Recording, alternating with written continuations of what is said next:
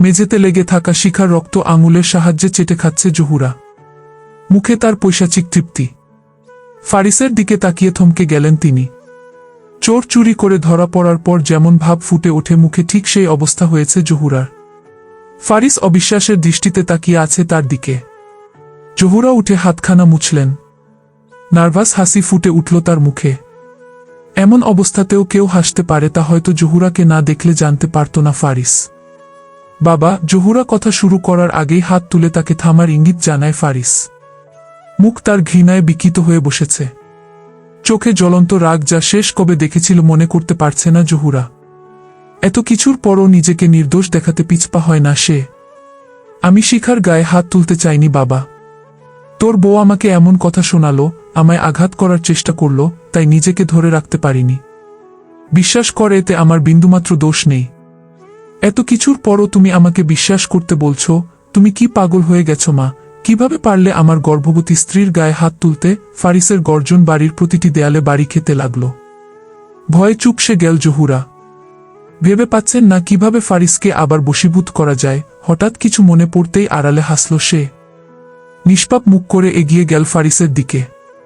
ছেলের বুকের উপর হাত রেখে সরল ভঙ্গিতে বলার চেষ্টা করল, তুই তোর মাকে অবিশ্বাস করছিস, তাও সেই মেয়ের জন্য যে কিনা তোর বাবার মৃত্যুর কারণ। পেছনে ফেলে আসা আমাদের করুণ সংসারটাকে ভুলে যাচ্ছিস। তোর বাবা মাফ করবেন তো তোকে? তোর কি মনে হয় তোর মা এমনি এমনি ওই মেয়ের গায়ে হাত তুলেছে? না বাবা, না। শিখা তোর মৃত বাবাকে নিয়ে উল্টোপাল্টা কথা বলেছে, আমাকে আঘাতও করেছে। দেখ। বাম হাতের তালুর সদ্য কাটা দাগটি দেখালো জহুরা, যেটা ফারিসের ধাক্কার ফলে সৃষ্টি হয়েছিল। কিন্তু সে সেটা শিখার উপর চাপিয়ে দিলে। এক মুহূর্তের জন্য ফারিস জহুরার অশ্রুসিক্ত চোখে হারিয়ে গেল। মায়ের মেকি ভাব ধরতে পারল না সে। বিবেক লিপ্ত হতে লাগল তার মস্তিষ্ক থেকে। কেউ যেন তাকে শূন্যে ভাসিয়ে দিচ্ছে। আর চারিদিকে শুধু একটাই শব্দ, মা, মা এবং মা।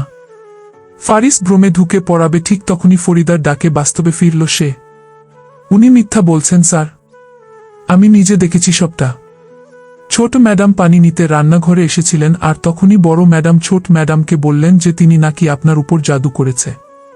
আরও অনেক কথাবার্তা। ছোট ম্যাডাম পাশ কাটিয়ে যেতে চাইলেই তিনি ঝাঁপিয়ে পড়েন ম্যাডামের উপর। ফারিস মায়ের দিকে তাকিয়ে সবটা শুনল। তার মস্তিষ্ক পুরোপুরি শূন্য। জহুরার আগের কথাগুলোর সাথে ফরিদার কথাগুলোর সংঘর্ষ লেগে গেছে। কেউ যেন খেলছে তার মস্তিষ্কের সাথে। মায়ের হাবভাবে প্রথমবারের মতো কিছু একটা লক্ষ্য করল ফারিস।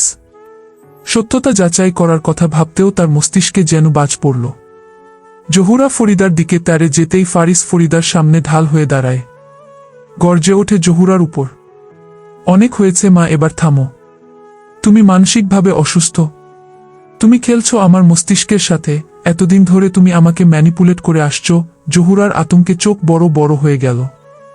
বছরান্ত ধরে লুকিয়ে রাখা রোগটি যে এভাবে বেরিয়ে আসবে তিনি ভাবতে পারেননি। ফারিস মাথায় হাত রেখে দেয়াল ঘেঁষে বসে পড়ল। এক এক করে তার চোখের সামনে প্রতিফলিত হতে লাগলো শিখার সাথে করা সকল অন্যায়। জহুরা যেভাবে শিখাকে দোষারোপ করত সেগুলো নিয়ে ভাবতে লাগলো ফারিস। তখন এগুলো নিয়ে ক্ষোভ জন্মালেও আজ তার মন পুরোপুরি শূন্য। জহুরা কাছে আসতে চাইলে বাধা দেয় ফারিস। অদ্ভুত দৃষ্টিতে তাকায় মায়ের দিকে। না, সেই দৃষ্টিতে বিন্দুমাত্র ক্ষোভ নেই জননীর জন্য। আছে শুধু নিজের প্রতি একরাশ বিতৃষ্ণা, অন্তহীন ঘৃণা। সে কি করে পারল মায়ের প্ররোচনায় পড়ে স্ত্রীকে কষ্ট দিতে? কি করে পারল এত কাপুরুষ হতে? আর কেনই বা সব বুঝতে এত দেরি হয়ে গেল? ফারিস বাবা, উল্টোপাল্টা কিছু করে ফেলার আগেই চলে যাও মা। ফারি, কি আমি বললাম চলে যাও? ফারিসের ধমকে জহুরা সহ বাদবাকি কাজের লোকেরা সব কেঁপে ওঠে। তার কণ্ঠই যেন সবকিছু ছারখার করার জন্য যথেষ্ট। জহুরা পরিস্থিতি আজ করতে পেরে চুপচাপ কেটে পড়লেন সেখান থেকে। ফারিস আরও কিছুক্ষণ বসে রইল। এরপর ভাঙাচোরা মানবের মতো উঠে দাঁড়াল। কৃতকর্মে ভারী হয়ে আসা অবয়বটিকে টেনে নিয়ে গেল সেই রুমে যেখানে তার কর্মফল উপস্থিত। ফারিস রোবটিক গতিতে রুমে ঢুকে শিখার ক্ষতের যত্ন নিল। ভাবতে লাগলো কোনো মুখে ক্ষমা চাইবে তার থেকে? কেন ইমরানের সেই কথাটি বারবার কানে বাজছে? অনেক দেরি হওয়ার আগেই নিজেকে শুধরে নেওয়া উচিত। তবে কি সে দেরি করে ফেলল? এক বুক হতাশা, মাথাভর্তি টেনশন নিয়ে অফিসের স্যুটকোট খুলে ফেলল ফারিস। গায়ে অন্য আরেকটি জড়ানোর শক্তি হল না। নিজের জীবনের মতো ঘরটিকেও অন্ধকার করে শুয়ে পড়ল শিখার পাশে। মেয়েটাকে ধরা ছোঁয়ার সাহস হল না। কাত হয়ে শিখার দিকে তাকিয়ে থাকতে থাকতে অনুতপ্ত চোখজোড়া বুঝে এলো একসময়। খোলা জানালার পর্দায় ঝামটার শব্দে শিখার চোখের পাতা আলাদা হয়ে গেল। পিটপিট করে তাকালো মাথার উপর সিলিংয়ের দিকে। মনে করার চেষ্টা করল জ্ঞান হারানোর আগের ঘটনা। আপনা আপনি তার হাত চলে গেল পেটে। সে আছো তো? প্রশ্নটি মাথায় আসতেই শ্বাসরোধ হয়ে এলো তার। পাশে তাকিয়ে ফারিসকে দেখতে পেল। বরাবরের মতো নিষ্পাপতা নেই আজ সে মুখে। এমন আছে অন্য কিছু, মাত্র একটি ফাঁপা দেহ। শিখা মন ভরে দেখে নীল ফারিসকে। ধীরে ধীরে বিছানা থেকে পা জোড়া নামিয়ে পেছন ফিরে বসল। হাত বাড়ালো ফারিসকে ছুতে, তবে বাধা এলো অদৃশ্য এক বাঁধন থেকে। শিখাকে দেখে মনে হচ্ছে শূন্য একটি দেহ। চক্ষু ভর্তি অশ্রু, বুক ভর্তি ব্যথা নিয়ে উঠে দাঁড়ালো শিখা। নির্ভয়ে এগিয়ে গেল দরজার দিকে। প্রতিটি কদমের সাথে বাড়ির প্রতিটি কোণাকে মূল্যবান রত্নের মতো দেখতে লাগল সে।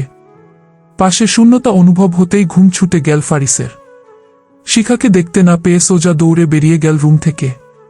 ততক্ষণে শিখা বাড়ির সদর দরজায়। ফারিস ডাকল, শিখা। শিখা তাকালো ফারিসের দিক। কিছুক্ষণের জন্য একে অপরের চোখে বন্দী হয়ে গেল তারা। আকস্মিক শিখা ছুট লাগালো বাইরের দিকে। ফারিসের বুক চিরে কাঁপা নিঃশ্বাস বেরিয়ে এলো। এমসেও পিছু ডাকতে ডাকতে ছুটে গেল শিখার পেছনে। চৌধুরী বাড়িটির চারদিকে ঘন জঙ্গল। বেশ জায়গা নিয়ে নির্মিত বাড়িটি। অন্ধকারাচ্ছন্ন আকাশ জুড়ে ঝলকানি দিচ্ছে আতশবাজি ঝলকানি। হয়তো কোথাও উৎসব। ঘন জঙ্গলের পথ দিয়ে ছুটতে থাকে শিখা।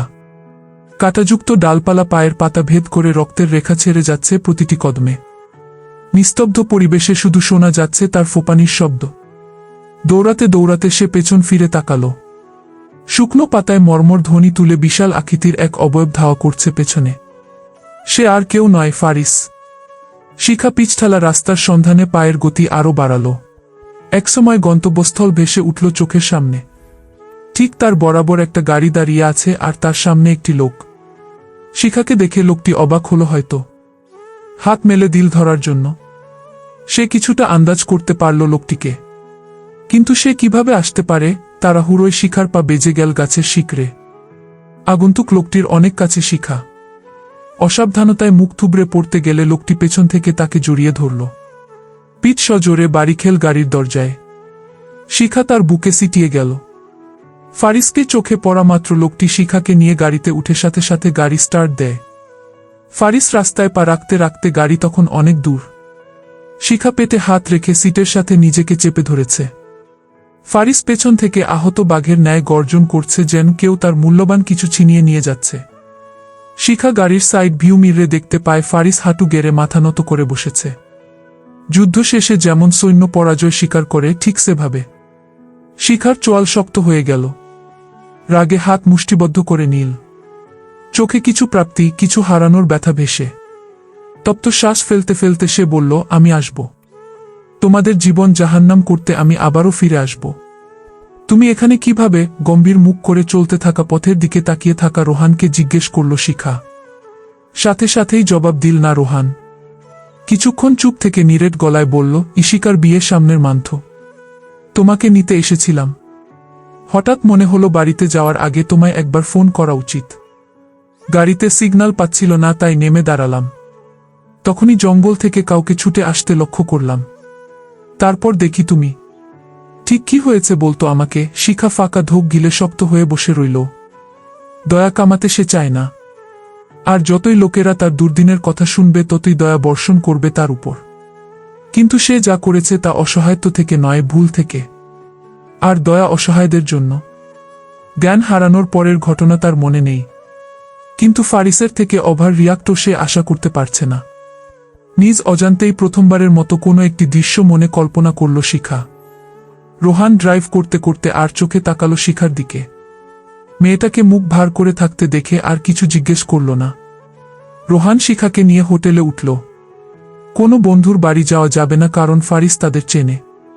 এই অবস্থায় মেয়েটাকে নিয়ে আর কোনো ঝামেলায় জড়াতে চায় না সে। কিন্তু একদিন সে আসবে।